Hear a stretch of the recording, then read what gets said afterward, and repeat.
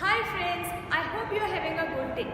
My name is Vidhi Jain and I welcome you to the world of pseudoscience. According to neuroscientist Telly Sherrod, even when people are given facts, they accept or reject them according to their own beliefs and thinking ability. Here in this video, I am going to show you what pseudoscience is and how we encounter it in our day-to-day life without actually realizing it. This may include something that we strongly believe. I'm not saying that those beliefs are wrong or unacceptable. The sole purpose of this video is to discuss how pseudoscience is a part of our life. So let's get started. Pseudoscience has been a part of society since ages. It has been running parallel with science and developing since thousands of years. As science developed, pseudoscience took a step ahead too. First of all, let us understand what is pseudoscience. It includes beliefs, theories, or practices that have been or are considered scientific but in fact have no scientific basis. This could mean they were disproved scientifically, can't be tested, or just lack evidence to support them. This doesn't imply that those theories are always wrong. They are just not scientific. Science works on the fact, then proves it. Science is not just a collection of ideas, it is actually a collection of facts that have been proven correct using scientific methods. Science focuses on testing the hypothesis before actually making a claim. It works on disproving the idea and thus gathering evidence using a scientific methodology, while in pseudoscience, it only works on proving the hypothesis that one has made. So, pseudoscience has more chances of falsifying. Partial pseudoscience includes those subjects that may be genuine science, but many people take them to extremes that surpass the ability of current science to justify or verify their claims. We find any piece of information appealing because it is presented that way. It is placed with our cognitive routine. We believe something to be true, maybe because we have experienced it, heard about it, or can relate to it easily. And that is not bad at all. But claiming that thing to be scientific, that surely is. Sometimes it is hard to spot pseudoscience in just one look when you are presented with some data or experiment along with the hypothesis or idea. But if we take a closer look, the experiments and facts might be well established, but they would not actually be supporting the claim that was made. Pseudoscience mimics the aspects of science while fundamentally denying the scientific method. A useful definition of the scientific method is principles and procedures for the systematic pursuit of knowledge involving the recognition and formulation of a problem, the collection of data through observation and experiment, and the formulation and testing of a hypothesis. Here comes critical thinking, which can help us understand and identify pseudoscience.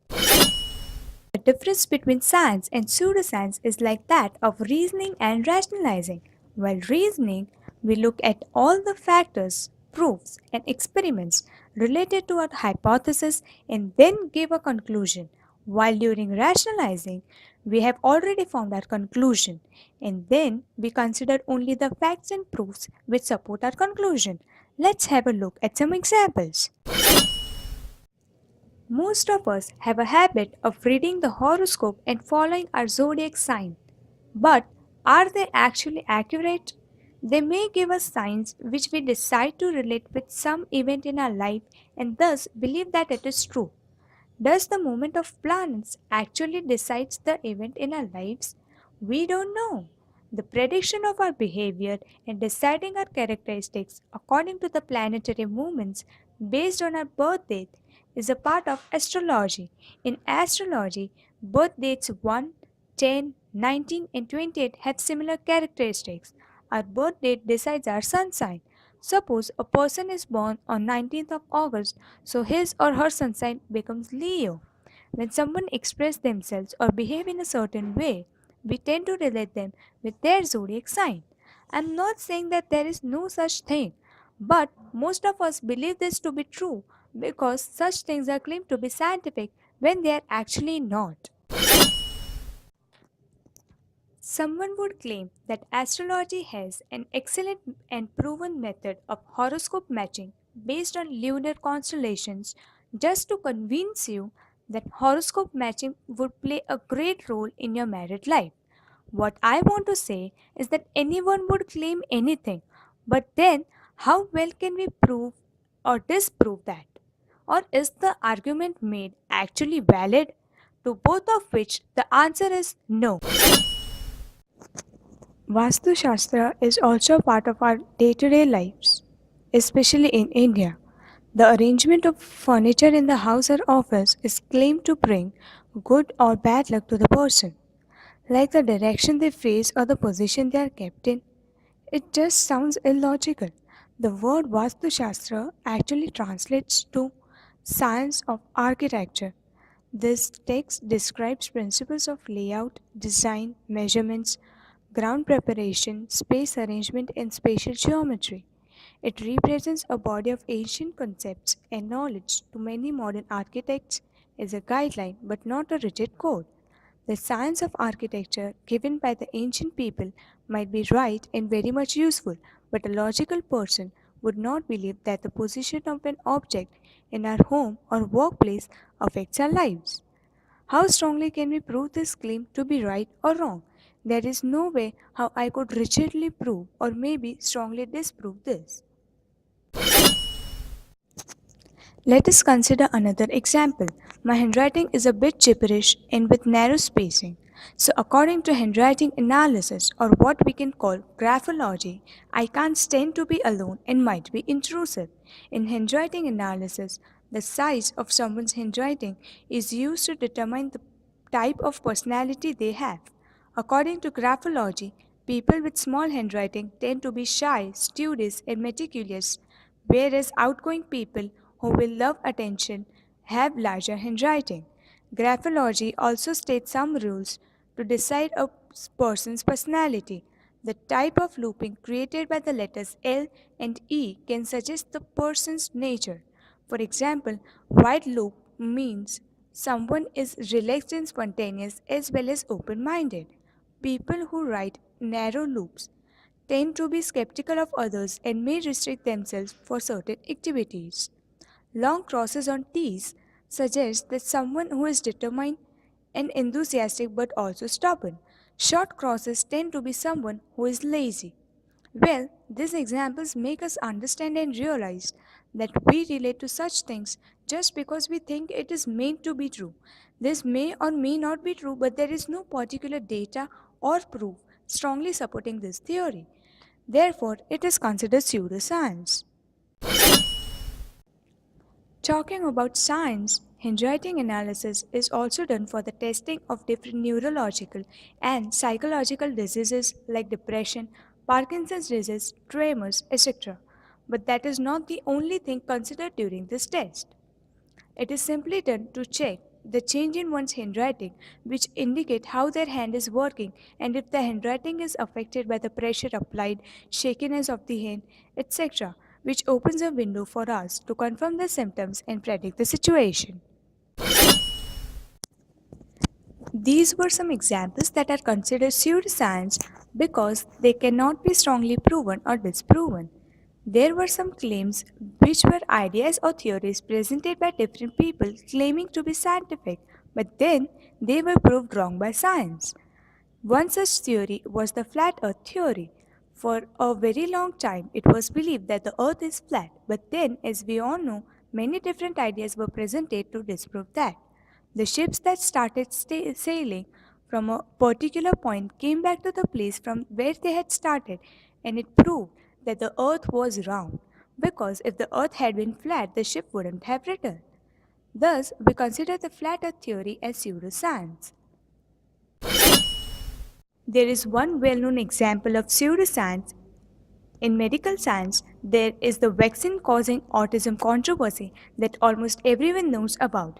In 1998, British researcher Andrew Wakefield, along with 20 co authors, published a paper in the journal named Lancet claiming evidence of measles virus in the digestive system of autistic children. In a press conference after the paper was published, Wakefield suggested the relationship between MMR, that is measles, mumps, and rubella vaccine, and autism. Wakefield recommended that the combination MMR vaccine should be suspended and instead, the single disease vaccinations should be given separately over time. Vaccination rates dropped in England after that in its response. In 2004, it was reported that some of the subjects of Wakefield's paper had been recruited by a lawyer involved in a lawsuit against vaccine manufacturers. In response to this and other problems with the paper, 10 out of the 12 co-authors eventually retracted the interpretation regarding a link between the vaccine and autism. Numerous epidemiological studies performed since have also provided additional evidence that no such link exists. In 2010, Britain's General Medical Council ruled that Wakefield had engaged in misconduct during the course of conducting and publishing the study. Subsequently, the journal had formally retracted the paper in May 2010. Wakefield was banned from practicing medicine. In Britain, despite this and lack of any evidence to support the link between vaccines and autism, some groups remain convinced out of the allegations first raised by Wakefield in 1998. So, this can be taken as an example of bad science. The science was just used for personal benefits. This was then disproved numerous times by science, and thus it can be called pseudoscience. Let us go through it one last time as a very short recap which will clear our understanding on differentiating between science and pseudoscience. In science, the key phrase is testing of hypothesis. We test a hypothesis because it can be wrong. While undertaking scientific research, obtaining a result can be relatively quick, but the painful part is cross-checking the validity of the result with different experiments and new data, including comparison with already published studies. Hypothesis testing is actually the first victim of pseudoscience. The conclusions are already known, and the data and analysis are consciously or unconsciously chosen to reach the desired conclusion. I'm asking you a simple question. If there is a truly intelligent human being in this hall, can you predict what they will do tomorrow? They may do something that's never been done on this planet, isn't it? But if you see a fool, you can say what he will do tomorrow and what he will do the rest of his life. So if it can be written down on paper and given it to you that this is what you will do, I'm sorry. Now, does it mean to say the planets, the elements and various other influences have no influence on us? Definitely they have. They have influence on us. But the question is this: do you believe that inanimate things in the world, the planets, stars and whatever else, are superior or human consciousness is superior? You must decide. Which should determine the destiny of which one? Should we decide the destiny of the planet, or the planet should decide the destiny of who we are? Now I hope that you have understood that pseudoscience is just an example of how we process and accept any piece of information without actually checking that whether it is actually tested and valid or not. It might be just raw data implying something else or a part of the actual information. But we do not actually look at the other side of this information before accepting or believing it. I feel that it plays a great role in forming our beliefs and framing our thoughts, and that is the reason I believe that pseudoscience explains how people tend to believe in things that coincide with their beliefs, meaning that their biases play a role in what information individuals take in as a fact or a fiction. I would like to end the video by quoting what Richard Feynman once said: "Science is a way of trying not to fool yourself."